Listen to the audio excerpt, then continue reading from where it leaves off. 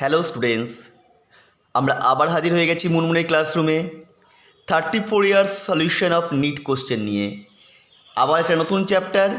আজকে আমরা করব সলিউশনে আজকে আমরা ফার্স্ট পার্ট যেটা করব টপিক 1, মানে সলিউশনের কনসেন্ট্রেশনের ওপর ডিপেন্ড করে। এখান থেকে কিছু না কিছু কোশ্চেন তোমরা আসেই, প্রতি বছর একটা তো আসেই। Which of the following is depend on temperature. বলছে এখানে অনেক কটা কনসেন্ট্রেশন বের করার পদ্ধতি কথা বলে দিয়েছে। বলতে এর মধ্যে কোনটা টেম্পারেচার উপর ডিপেন্ড করে বা টেম্পারেচার উপর নির্ভরশীল। কী কী আছে? Molality, molarity, mole fraction, weight percentage. এখানে অ্যান্সার হবে আমাদের অপশান বি, মোলারিটি। মোলারিটি কাকে বলে না, 1000 ml বা 1 লিটার দ্রবণে যত মোল দাবদৈর্ঘ্য থাকে তাকে ওই দ্রবণের মোলারিটি বলে। তাহলে এখানে কি বললো? 1000 ml দ্রবণে। এবার দ্রবণের আয়তন, উষ্ণতা বৃদ্ধির সাথে সাথে দ্রবণের আয়তন পরিবর্তিত হয়। উষ্ণতা বাড়লে দ্রবণের আয়তন বাড়ে, উষ্ণতা হ্রাস পেলে দ্রবণের আয়তন কমে। ফলে ওই 1 লিটার দ্রবণ যে উষ্ণতায় করা হয়েছে, উষ্ণতা তার থেকে বাড়ানো বা কমানো হয়, মোলারিটি চেঞ্জ হয়ে যাবে।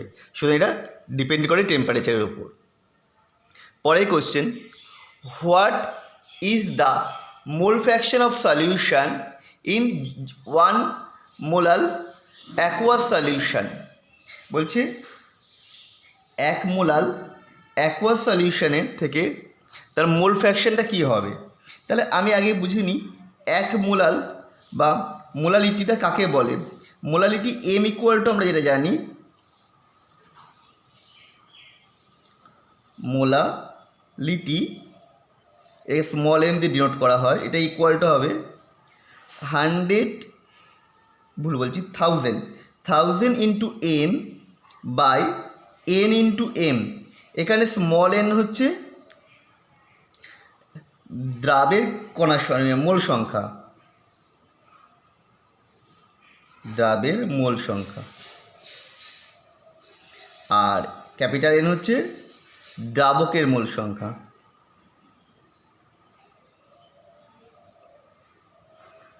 আর এম হচ্ছে দ্রাবকের আণবিক গুরুত্ব।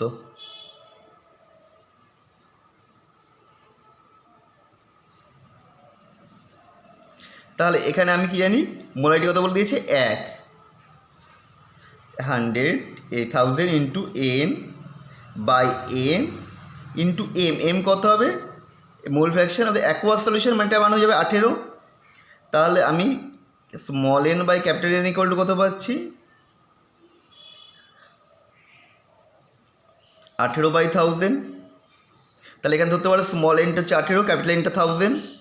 তাহলে আমাকে এন বাই, আমি বের করতে বলেছে mole fraction, n by n plus n, এটা বের করতে বলেছে।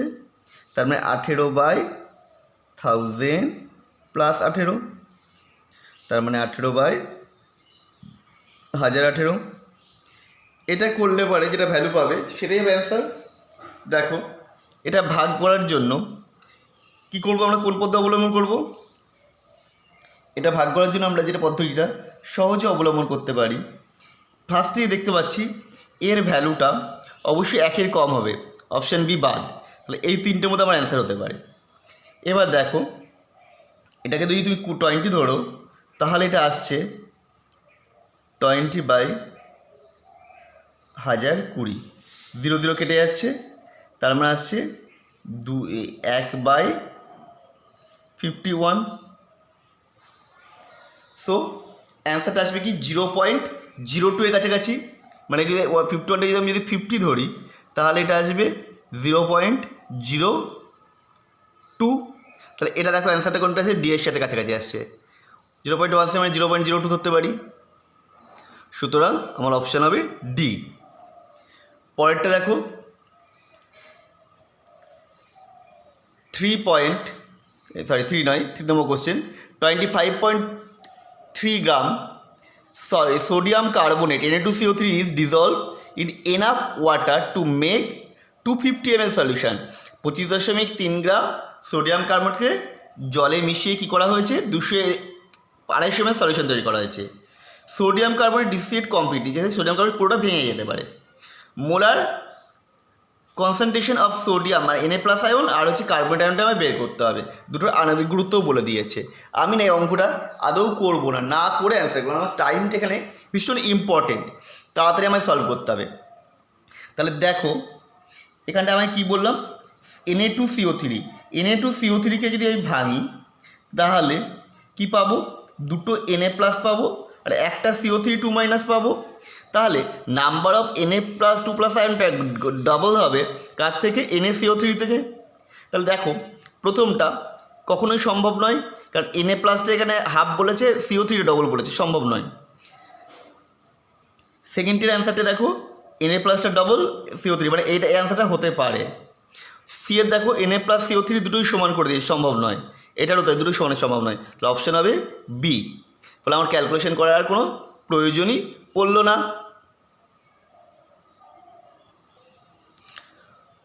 পরের কোশ্চেন কি বলেছে, concentrated aqueous solution, aqueous সালফিক acid is 98% H2SO4 by mass and has a density of 1.80 gram per ml. Volume of acid required to make 1 liter of 0.1 m H2SO4 solution.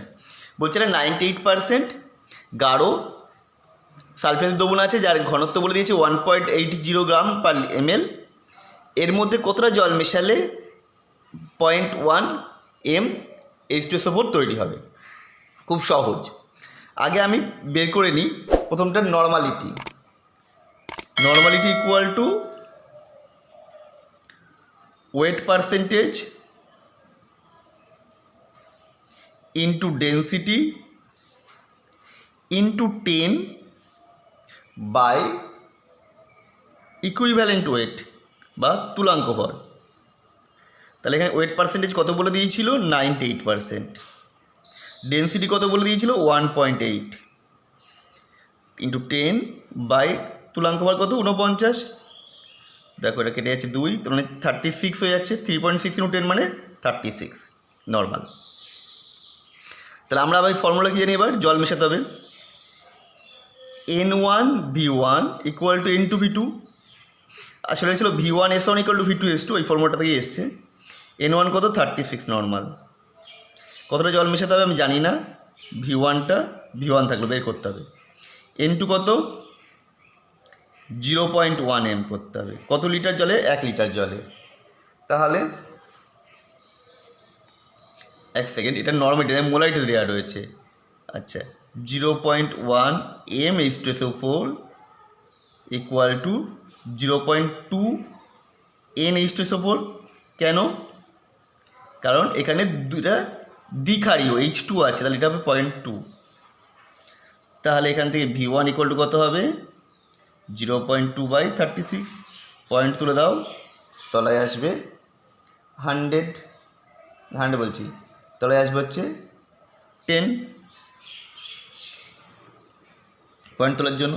এবার দেখো আমাকে যদি এখানে অ্যান্সারটা দিয়েছিল সব ml-এ, এখানে কিন্তু এটা হচ্ছে 1 লিটারে করেছিলাম, তো এটাকে আমি ml-এ করার জন্য 1000 করে দিলাম। তাহলে একটা 0 0 কেটে গেল, 2 দিয়ে কাটলে 18, তার মানে এটা হচ্ছে 100/18 বা 50/9। তাহলে কত হবে, 5 9 45, 5.55। So our answer is option D. তোমরা নিশ্চয়ই ক্যালকুলেশনটা বুঝতে পেরেছো, তোমরা এভাবে সহজে ক্যালকুলেশন করার চেষ্টা করবে। পরেরটা, mole fraction of solute in 1 molar aqueous solution is, বলছে the mole fraction of solute in 1 molar aqueous. 1 molar aqueous সলিউশনের মধ্যে কী হবে, 1 মোলার অ্যাকোয়াস সলিউশন মানে কি 1000 ml সলিউশন। 1000 ml মানে কত, 1000/18, দ্যাট মিন্স 55.55। আর ইয়ে আছে কত, এটা হচ্ছে ক্যাপিটাল এন, স্মল এন কতটা আছে, 1 মোল। তাহলে মোল ফ্র্যাকশন কী হবে, n/n+n, that means 1/55.55 plus 1, that means 1/56.55। তাহলে এর অ্যান্সারটা কী হবে? এর ক্যালকুলেশনটাও একটু ডিফিকাল্ট। কি করে করব দেখো, যদি আমি 50 ধরতাম এটাকে, তাহলে পারে 1/, যদি 50 হতাম, 50 হলে যাবে না, তাহলে আসতো 0.02। এবার দেখো এখানে 50 তো নেই, এটা আছে 50-এর কম, তার মানে এটা 0.2 এর থেকে সামান্য কম হবে। So answer is option C.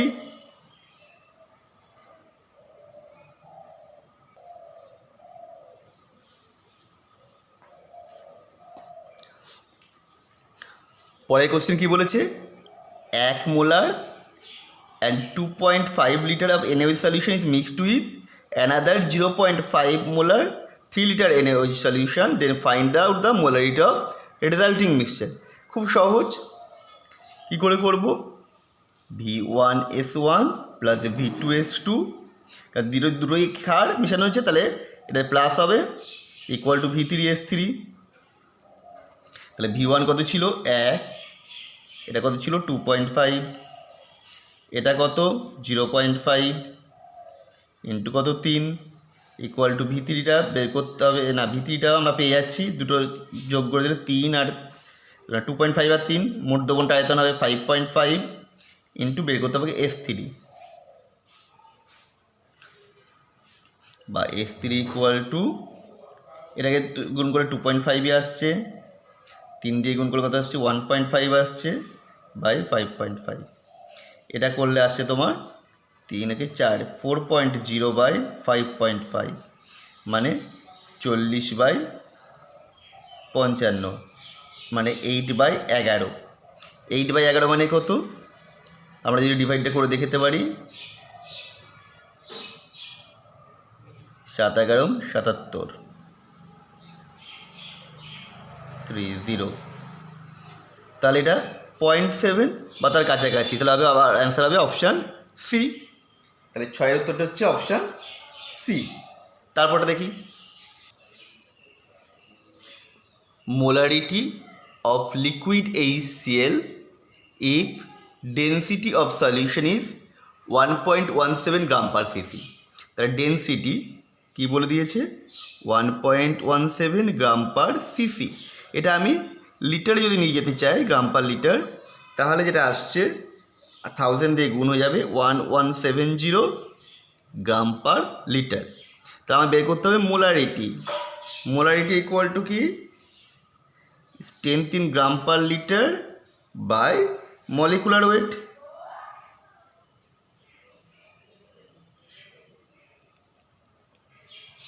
Gram per লিটারে কত ছিল, 1170 ছিল, আর এইসের মলিকুলার ওয়েট কত হবে 36.5।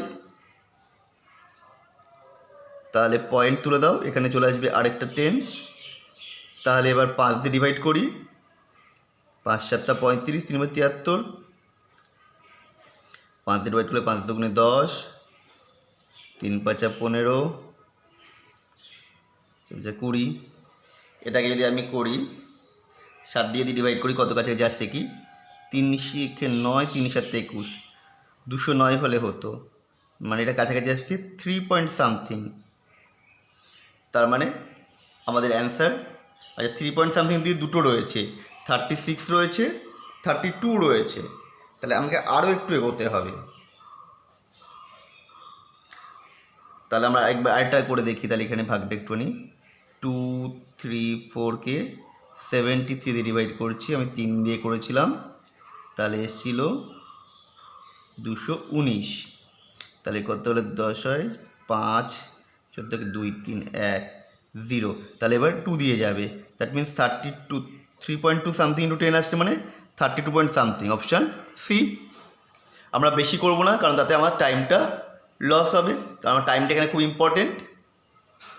পরেরটা, how many gram of dibasic acid, কত gram of dibasic acid, molecular বলে দিয়ে 200 should present in 100 ml of the aqueous solution.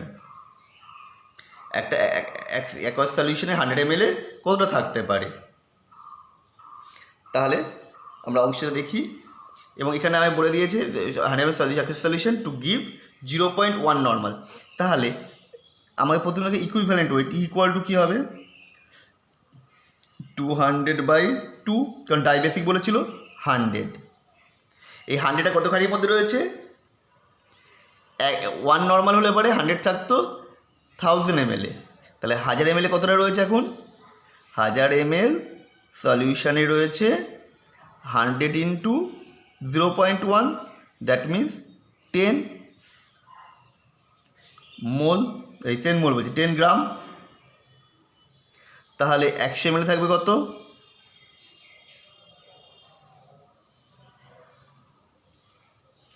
10/1000 into 100,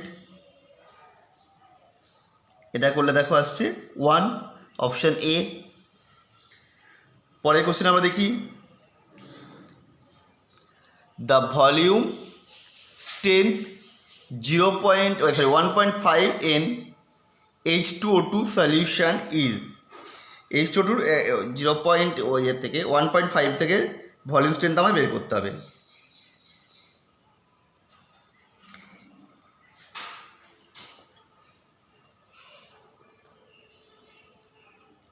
রিয়াকশনটা লিখে নিই, 2H2O2 অ্যারো তৈরি হবে 2H2O প্লাস O2। আচ্ছা, H2O2 নর্মালিটি কত 17, তুলাঙ্ক বার ই হচ্ছে 17, তাহলে নর্মালিটি বলেছিল কত 1.5, তাহলে 1.5-এর মধ্যে কতটা রয়েছে সেটা বের করে নিই, 17 ইন্টু 1.5 করে এটা করলে এটা আসছে 25.5।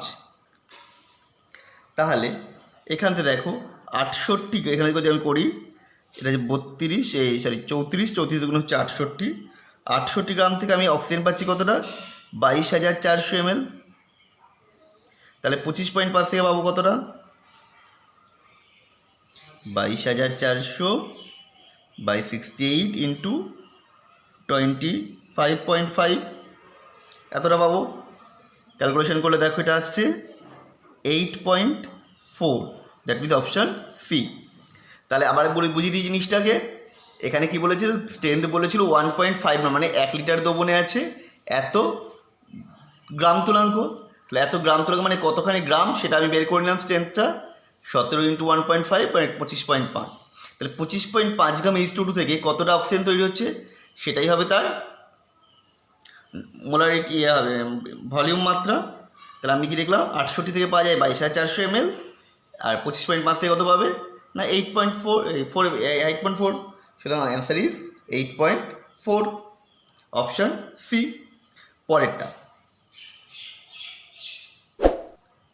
Which of one of the following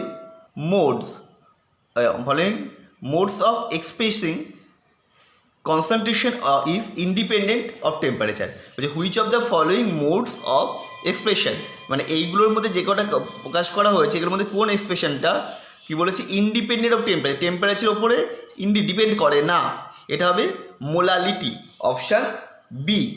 molarity temperature depend করে না, কারণ এটা মাসের সাথে মাসের পার্সেন্টেজ, বাকিগুলো সব ভলিউমের সাথে দেখা হয়েছিল, ভলিউম টেম্পারেচার সাথে চেঞ্জ হতে পারে, মাস চেঞ্জ হয় না। তো আমাদের ভিডিওটা আজকের মতো এখানেই শেষ। তোমাদের কেমন লাগলো ফিডব্যাকটা অবশ্যই আমায় জানাও, আর দেখা হবে পরের ভিডিওতে। ততক্ষণ ভিডিওটা শেয়ার করে দাও বন্ধুদের সাথে, এবং নিজেরাও আমাদের চ্যানেলটা ভালোভাবে লক্ষ্য করতে থাকো।